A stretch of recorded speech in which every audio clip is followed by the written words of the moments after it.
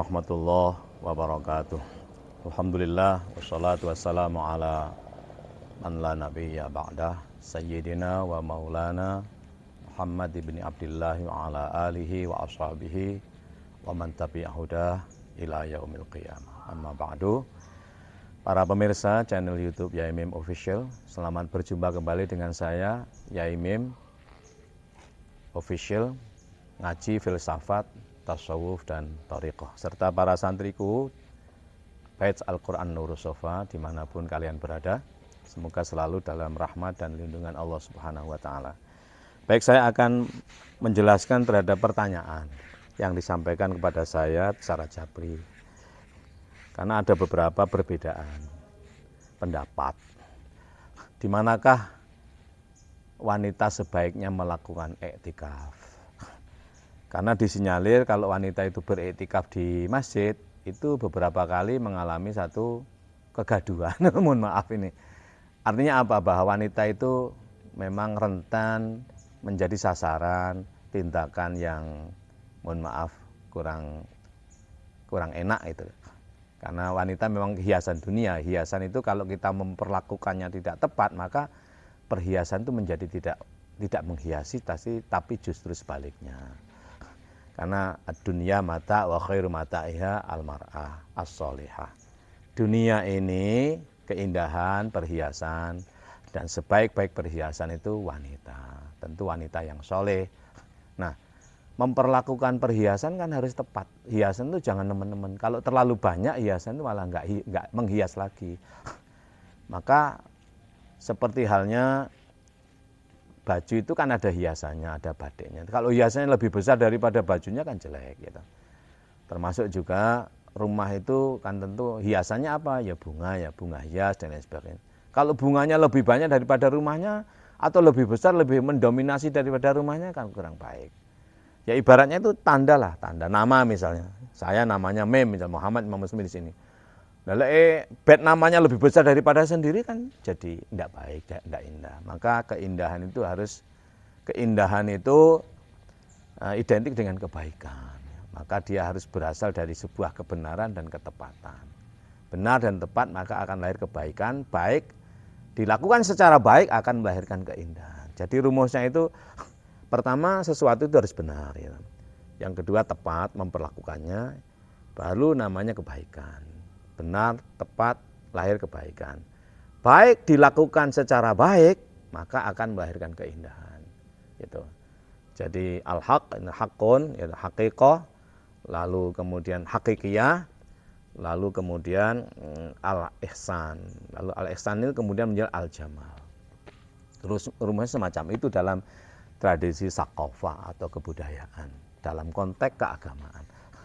Jadi yang pertama al-haq, atau hakikoh, lalu hakikiyah, lalu kemudian al-ihsan atau al-hasan, al-hasanat, al-khair, baru melahirkan al-khair, al-khair melahirkan al-jamal. Al-jamal yang dilakukan secara terus menjadi jamilun, indah betul itu. Jadi jamal itu keindahan atau indah, tapi apakah dia indah betul? Ya itu harus dilakukan secara indah pula, disikapi secara keindahan pula. Indah itu apa? Ya indah itu indah, tidak menyakitkan itu. Kalau menyakitkan nggak indah lagi. Apalagi kasar. Indah itu udah kumpulan. Baru indah itu secara indah lahir namanya jamil. Maka innallaha jamilun yuhibbul jamala. Itu kan. Allah itu maha jamil gitu. Nah prosesnya jamil itu karena ada keindahan, jamal. Nah, maka jamal itu simbolnya unta. Gitu. Unta. Wah itu fasabrun jamil. Wallahul musta'anu ala ma tasifun. Kesabaran itu laksana unta. Itu simbolnya keindahan itu unta, dan pelajarilah unta itu seperti apa keindahan dalam kesabarannya, mensikapi orang, tidak ngomong seenaknya, tidak bertindak seenaknya, tidak mengingatkan orang seenaknya, tapi diingatkan dengan keindahan. Kadang mengingatkan dengan perilaku lebih menonjol, lebih baik daripada ngomong. Kalau nggak bisa ngomong, nggak usah ngomong dengan baik ya. Maka jamal itu akan memberikan kejamilan, barulah dia bersama Allah, namanya innallaha jamilun. Allah itulah al-jamil, sangat jamil. Allah itu al-jamil, prosesnya dari jamal, jamal dari al-khair ala khair, al-khair ala khair dari hakikoh, hakikiyah. Baik, saya akan masuk pada iktikaf. Sebaiknya di manakah? Yang tepat di manakah? Jadi pertanyaan yang benar, yang tepat, sebaiknya, yang indah, dan sehingga menjadi indah, wanita itu beriktikaf. Di mana?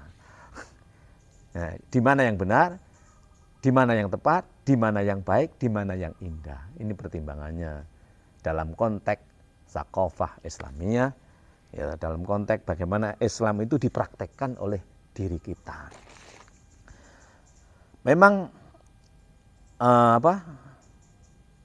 Sayyiduna Kanjeng Nabi Muhammad Rasulullah SAW tidak pernah mengajak Aisyah beriktikaf di masjid. Kalau Rasulullah selalu beriktikaf di masjid, tapi Aisyah beriktikafnya di tempat dia sholat. Ini tentu zaman berbeda ya, kalau sekarang udah beda, sekarang berombong-rombongan wanita beriktikaf di masjid. Tapi catatannya adalah wanita ketika beriktikaf di masjid pertama harus aman. Kenapa? Wanita ini simbol keindahan. Kalau dia tidak diperlakukan secara benar, tidak diperlakukan secara tepat, tidak diperlakukan secara baik, tidak diperlakukan secara indah, sehingga menimbulkan keindahan, justru akan jadi fitnah besar.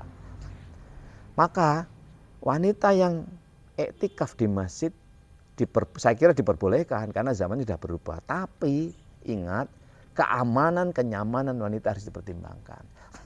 Jangan sampai terjadi ada itu tempat wanita beriktikaf digelap gulitakan. Apa yang terjadi kira-kira? Ada satu masjid itu yang melarang keras bahwa penerangan di tempat wanita itu tidak boleh. Nah, ada satu wanita yang curhat ke saya, artinya tanya secara jabri, bagaimana ini? Apakah dilanjut ya? Kalau Anda tidak merasa aman, jangan dilanjut iktikaf di situ.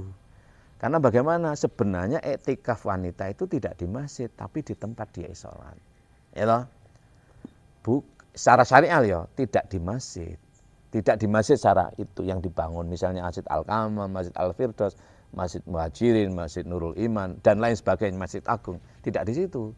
Tapi baik, tapi benar, tepat dan baik serta indahnya wanita itu iktikafnya di mana ia sholat di rumah. Nah, karena perkembangan zaman kayak begini, untuk syiar dan lain sebagainya, untuk penyemangat, penyedia sahur dan lain sebagainya, maka saya kira melarang wanita iktikaf di masjid juga tidak tepat. Ya toh. Tapi harus dipertimbangkan keamanannya. Jangan digelapkan tempat wanita itu. Bahkan si wanita ini mendapatkan perlakuan yang tidak enak dari seseorang yang mengatakan sebagai pemilik masjid. Jadi misalnya begini, siapa? Dia curhat kepada saya. Si wanita ini datang ke masjid, keadaan masjid sudah terang benderang. Datang jam 00.20. Nah, jam setengah 3-an atau jam 2, datanglah seorang wanita. Menegur dengan marah-marah. Siapa yang menghidupkan lampu ini? Dia nggak jawab, langsung dia ngomong, menurut versi dia lah ya, lampu ini tidak boleh dihidupi, lampu ini harus mati, keadaan ruang harus gelap gulita, ini baru boleh dihidupi kalau masuk waktu subuh. Ini perintah dari Pak si Anu, si takmir dan pemilik masjid ini.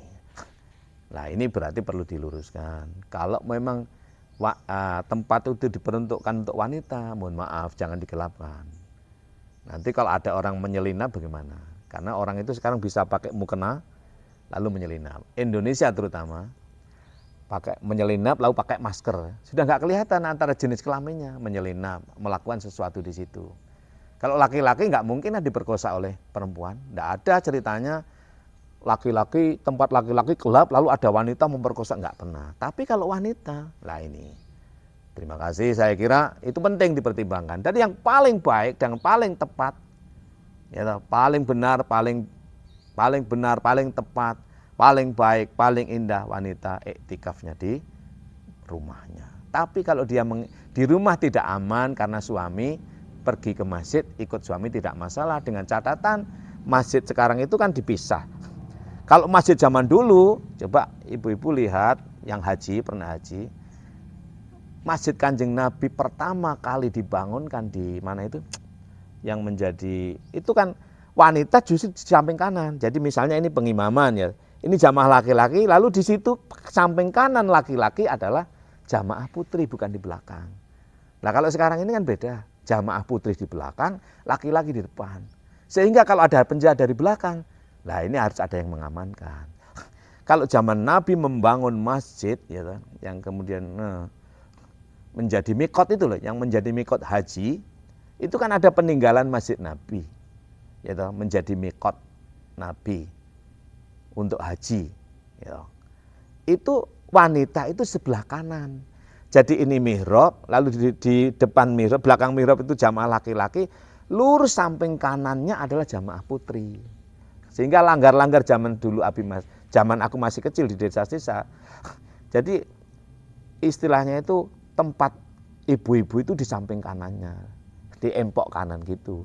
Sehingga kalau jamaah laki-laki assalamualaikum kan ke kanan dulu, itu langsung kelihatan ibu-ibu aman.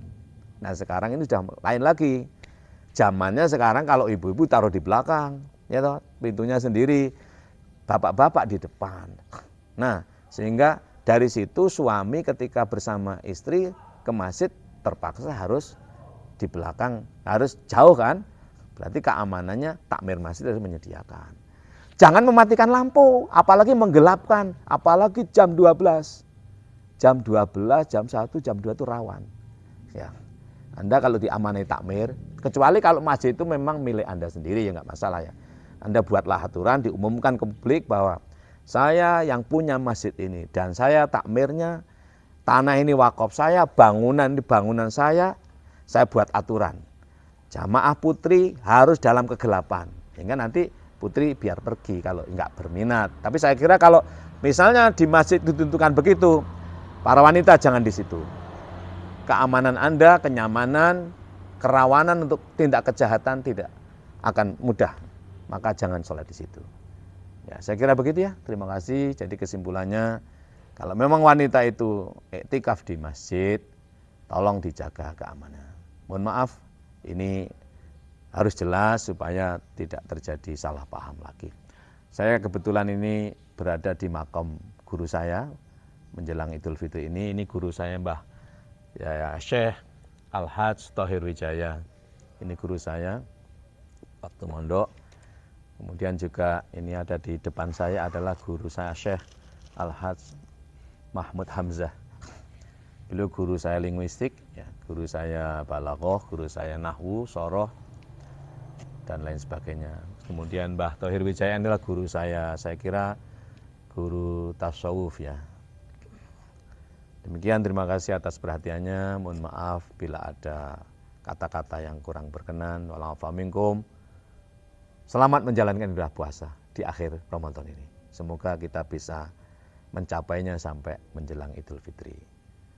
Aqulu qouli hadza wa astaghfirullahaladzim li wa lakum wa li sairil muslimin wal muslimat wastaghfiruh innahu wal ghafurur rahim. Wassalamualaikum warahmatullahi wabarakatuh.